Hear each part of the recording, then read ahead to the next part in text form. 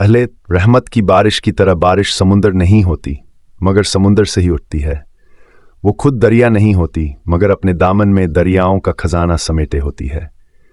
जब बारिश जमीन पर बरसती है तो बेजान मिट्टी को जिंदगी देती है, प्यासी जमीन को सैराब करती है, बंजर खेतों में सब्जा उगाती है और मुरझाए दिलों में उम्मीद जगाती है।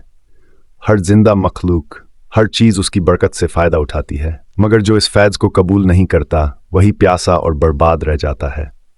बयानी ही इसी तरह अहले बैत सफ खुदा नहीं है बल्कि खुदा के नूर से हैं। वो रब जुल जलाल के मुंतखिब बंदे हैं जिन्हें अल्लाह ने अपनी रहमत, इल्म और हिदायत का मजहर बनाया है।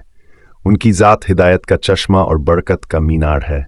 जो उनसे जुड़ता है वो रूहानी हिदायत पाता है, उसकी रूहानी प्यास बुझती है और उसका दिल नूर मारिफत से रोशन होता है।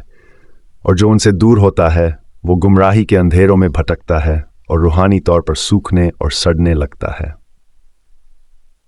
का दामन वो मुबारक दामन है जिससे वाबस्ता होकर इंसान दुनिया और आखिरत की भलाइयाँ हासिल कर सकता है। उनकी मोहब्बत और उनकी विलायत इंसान को अल्लाह तक पहुँचाने का जरिया है। बिल्कुल वैसे ही जैसे बारिश ज़मीन को फलने फूलने का मौका देती है, वैसे ही अहले बैत का फैज़ दिलों को ज़िंदगी अता करता है।